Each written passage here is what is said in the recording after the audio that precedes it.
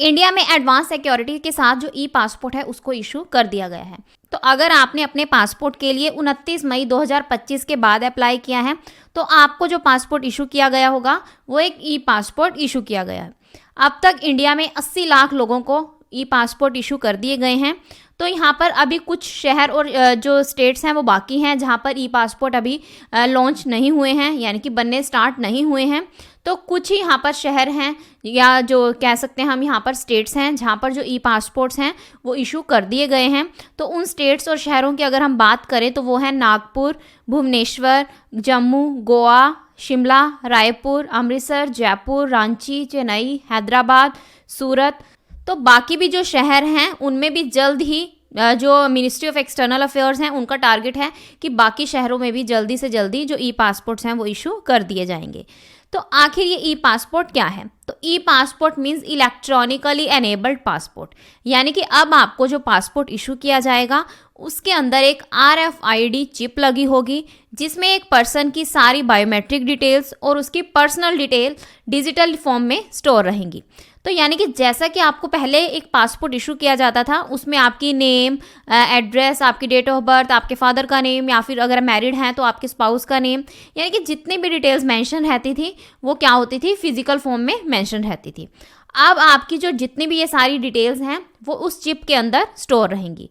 तो इस चिप से आपको जो बेनिफिट मिलेगा वो ये मिलेगा कि अगर इन केस आपका जो पासपोर्ट है वो गुम हो जाता है, चोरी हो जाता है, तो इस केस में अगर जिस पर्सन को आपका पासपोर्ट मिलता है तो वो आपके पासपोर्ट का मिसयूज़ नहीं कर पाएगा, क्योंकि जो पेजेस भी हैं वो इस टाइप से डिज़ाइन किए गए हैं कि उनमें अलग अलग टाइप के डिज़ाइंस बनाए गए हैं। उन डिज़ाइंस के अंदर ही जो आपकी इंफॉर्मेशन है वो मेंशन है।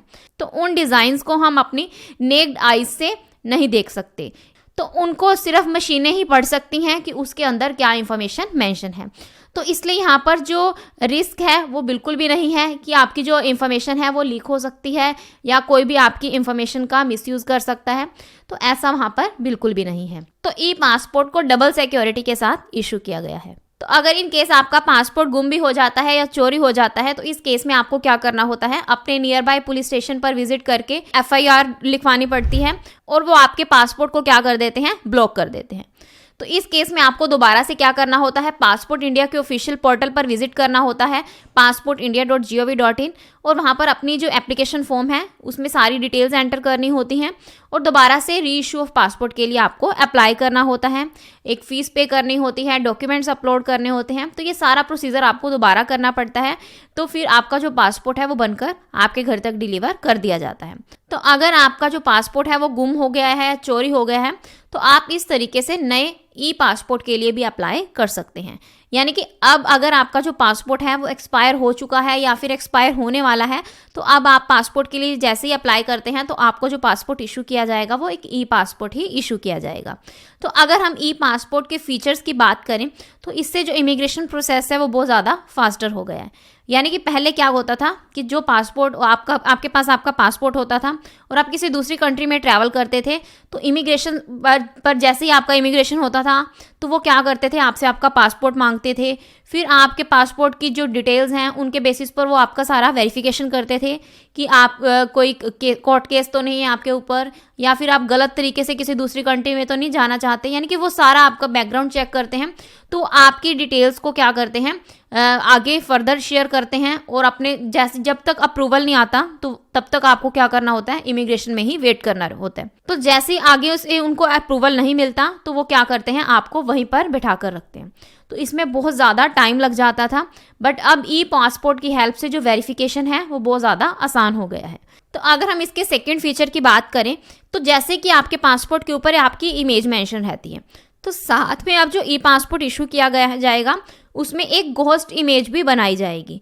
तो अगर कोई पर्सन आपकी जो फोटो विजिबल है उसको तो चेंज कर सकता है चाहे जिस तरीके से मर्जी करे, बट घोस्ट इमेज को कोई भी चेंज नहीं कर सकता क्योंकि वो क्लियरली विजिबल ही नहीं है, तो उसको आप चेंज ही कैसे कर पाओगे। तो इसलिए आप यहाँ पर कोई डुप्लीकेट पासपोर्ट भी क्रिएट नहीं कर सकता कि आपके पासपोर्ट की फ़ोटो चेंज करके वो किसी और की फ़ोटो लगा देगा, ऐसा कुछ भी नहीं है। तो यहाँ पर जो डुप्लीकेसी है पासपोर्ट बनाने की, यानी कि कोई पर्सन क्या करता है अपने पास 2-2 पासपोर्ट बनवा लेता है या 3-3 भी बनवा लेते हैं, फर्जी सारा डेटा दे के वो क्या करते हैं 2 या 3 पासपोर्ट अपने पास रख लेते हैं।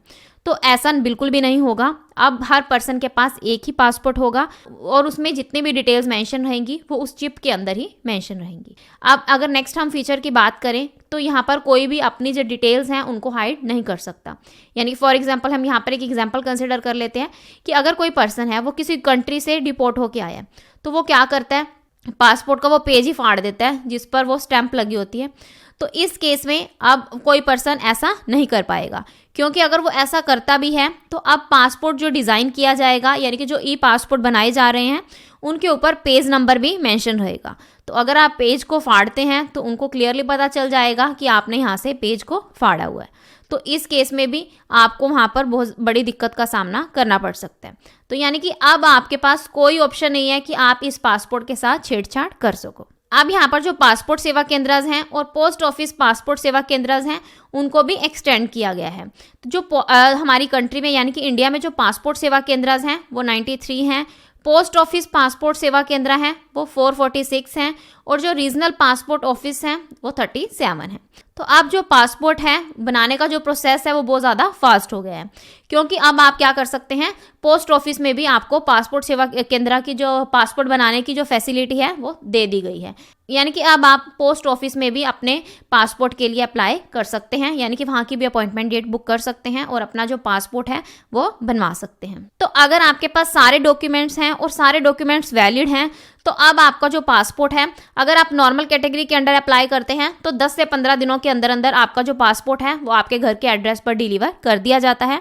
बट अगर तत्काल कैटेगरी के अंडर अप्लाई करते हैं तो जहां पहले 7 से 8 दिन लगते थे, अब 1 से 2 दिन के अंदर अंदर आपका जो पासपोर्ट है वो बनकर आपके घर तक डिलीवर कर दिया जाता है। तो जो ई पासपोर्ट है, ई पासपोर्ट के बहुत ज़्यादा बेनिफिट्स हैं। इससे आपको बिल्कुल भी परेशानी का सामना नहीं करना पड़ेगा।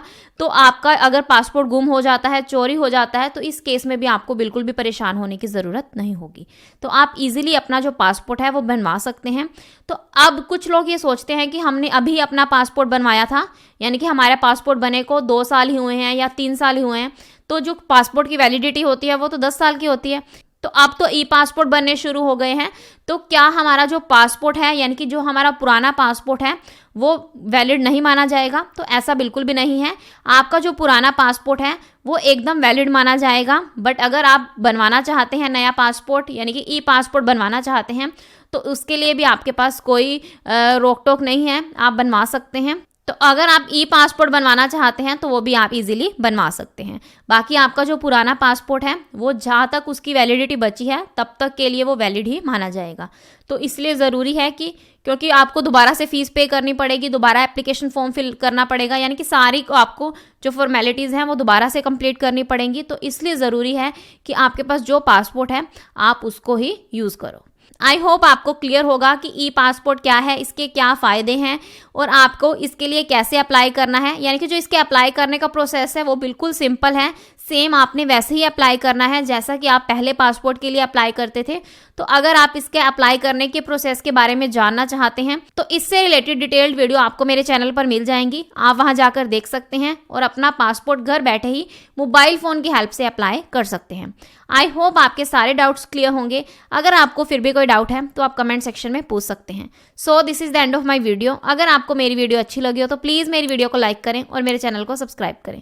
Thanks for listening and thank you everyone.